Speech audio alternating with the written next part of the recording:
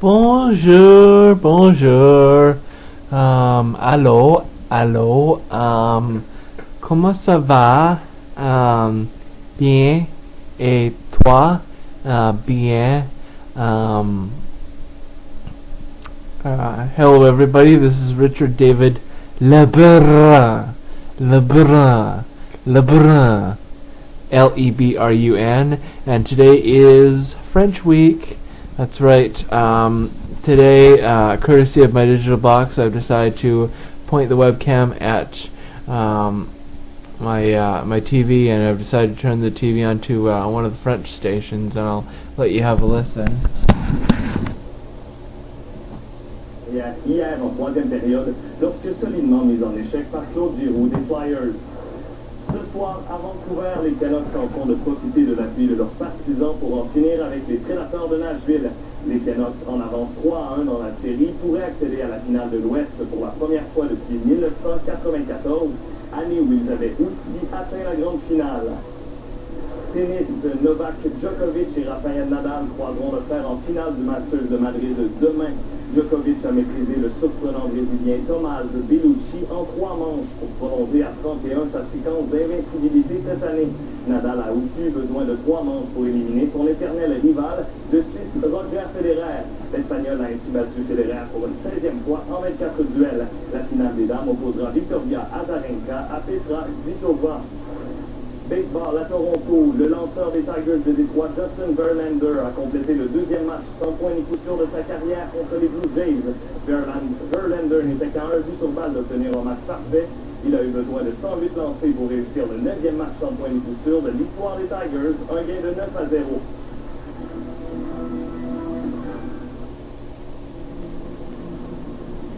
Son design nous a été inspiré par le mouvement de l'archer au moment de décocher.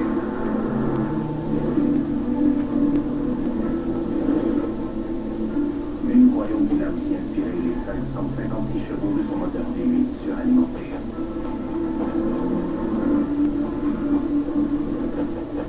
Voici le coupé CTSV de Cadillac.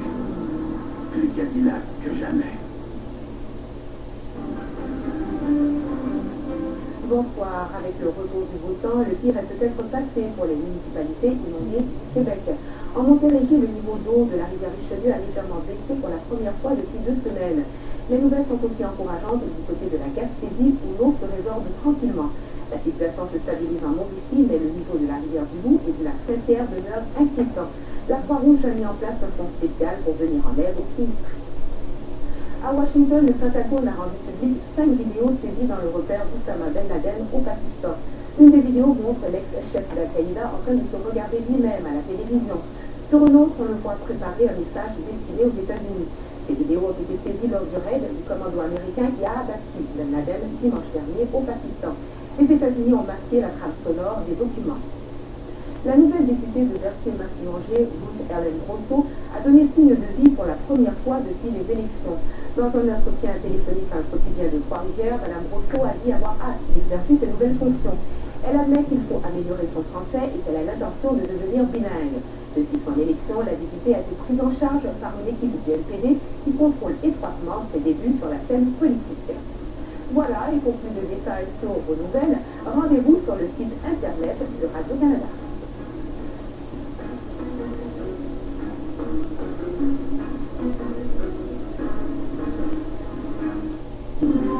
Ce soir, à Découverte, des avancées réalisées par la NASA à partir de l'orbite terrestre, des images d'éruptions solaires et de l'enfance de l'univers, de longs séjours sur Mir et la Station spatiale internationale, dans ce dernier épisode de l'histoire de la NASA.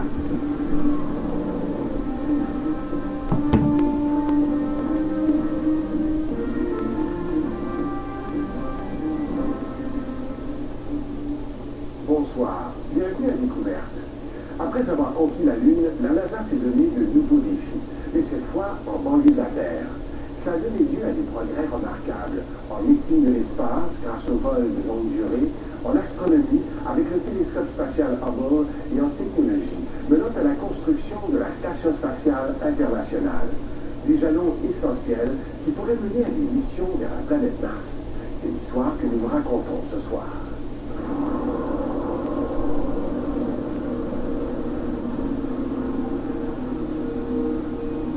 Canaveral, 1972.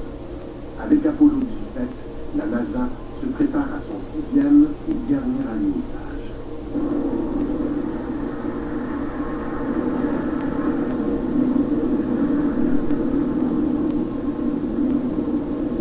Au terme d'une première décennie, la NASA est reconnue dans le monde entier. Elle a transporté les humains jusqu'à la Lune et elle les a ramenés.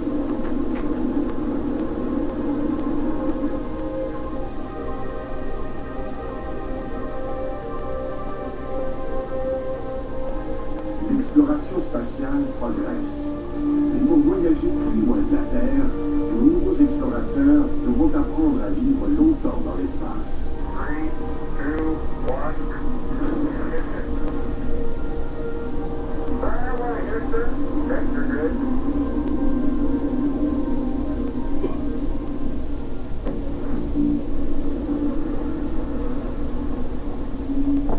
Pour expérimenter de plus longs vols spatiaux, la NASA doit mettre en orbite un lieu habitable.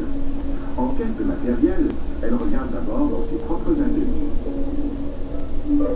La NASA va adapter une section de la plus grande fusée jamais construite, celle du programme Apollo. Le vaisseau spatial va devenir un laboratoire pour les humains qui vivront en orbite. Le véhicule a été fabriqué à partir du 3e étage du système propulseur de la Saturne. Il était très grand, comme une petite maison de 3 chambres. Chacune de nos chambres a environ la taille d'une cabine téléphonique. On appelle ce programme Skylab.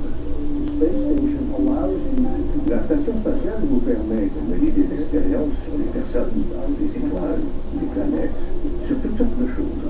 Et on y a appris que les hommes peuvent survivre dans l'espace. Skylab va être mise en orbite par une Saturn V. Ils ont utilisé la Saturn V pour le lancement du Skylab parce qu'il était énorme et très lourd. Ils devaient décoller le 14 mai et atteindre l'orbite prévue le lendemain. Je devais faire partie du vol, en compagnie du commandant Pete Conrad et du pilote Paul Royce. L'équipage va décoller à bord d'une fusée plus petite, pour ensuite s'amarrer à sa nouvelle station spatiale.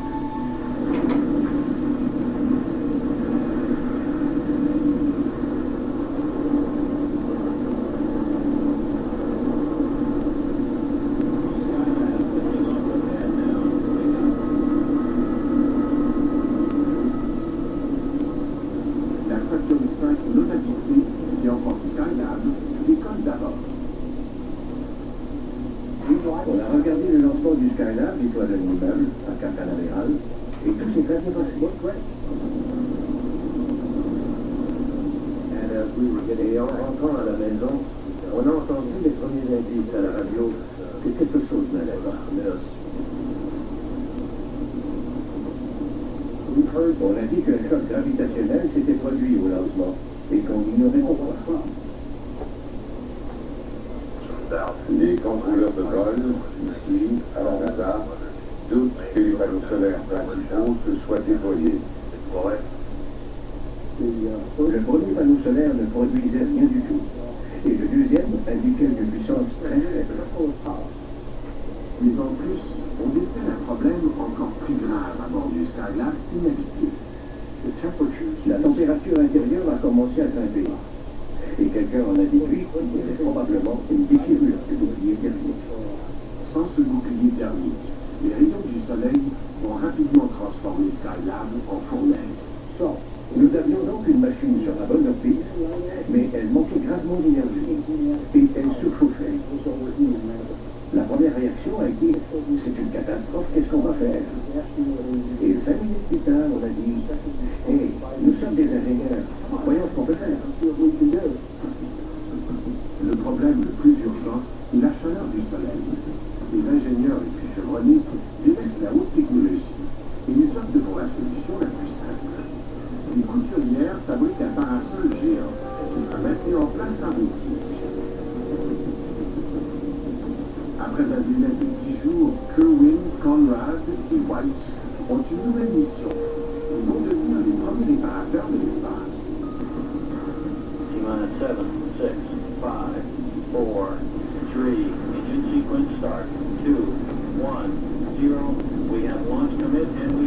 liftoff. The clock is running, and Skylab has cleared the tower. On a effectué le rendez-vous avec le Skylab environ 8 heures après le décollage. On a volé autour et on a filmé. Et les images étaient envoyées au sol.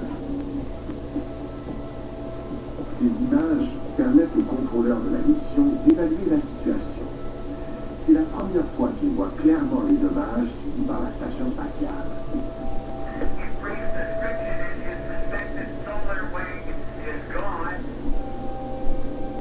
À 430 km d'altitude et en se déplaçant à plus de 27 000 km à l'heure, l'équipage doit entrer dans Skylab pour le réparer. Ça sentait un peu le brûlé, comme quand on brûle un peu de plastique. Vous savez, ce genre d'odeur.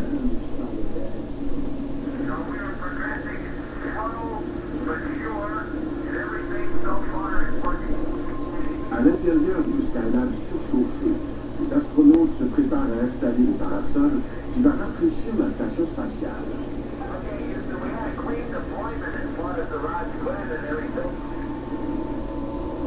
Puis on a libéré le ressort et les tiges se sont tendus.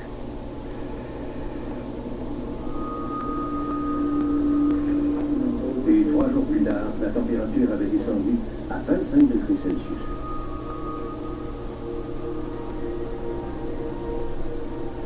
Il faut ensuite régler le problème de l'alimentation électrique. Un panneau solaire a été coincé lors du lancement et il ne peut plus se déployer. Sans une réparation rapide, Skylab n'a aucun avenir. On ne pouvait pas s'agripper, se caler les pieds. On n'avait aucun éclairage, rien. Mais on devait trouver un moyen. Sur Terre, dans une piscine d'entraînement, une équipe travaille sur un modèle grandeur nature du Skylab. On trouve une solution inédite.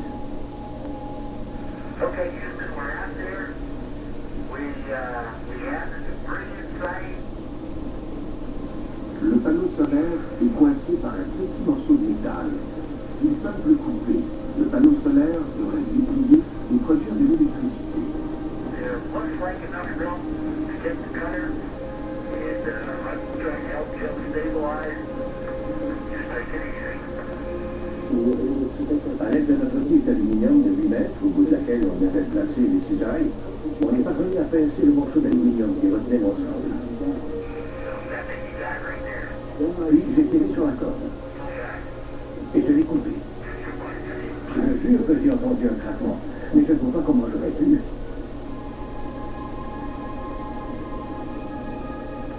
On l'a fait. On a sauvé Skylab. Et ça a été l'un des plus grands spectacles de ma vie. Le panneau s'est déployé complètement à 90 degrés. Et les panneaux solaires commençaient à sortir alors que le soleil réchauffait déjà. Tout allait bien se passer. On allait mener la mission à terme. La station spatiale est maintenant en service. Pendant les 8 mois suivants, Skylab héberge 3 équipages qui établissent des records de durée pour les astronautes qui vivent et travaillent dans l'espace. On volait d'un but à l'autre en comptant aucune but entre les deux. Oh oui, on a eu beaucoup de plaisir là-haut, à flotter, à jouer à but total, à découvrir les merveilles de la pesanteur. Les équipages de Skylab exécutent 3000 heures d'expérience scientifique en apesanteur. Ils transforment aussi notre compréhension du Soleil avec leur premier cliché des éruptions solaires. On a fourni à la communauté de la physique solaire 1000 fois plus de données que tout ce qu'elle avait recueilli avant. Skylab est la première grande étape vers l'habitation humaine de l'espace. Il est occupé en permanence pendant près de 6 mois. William Pogue, Edward Gibson et General Carr forment le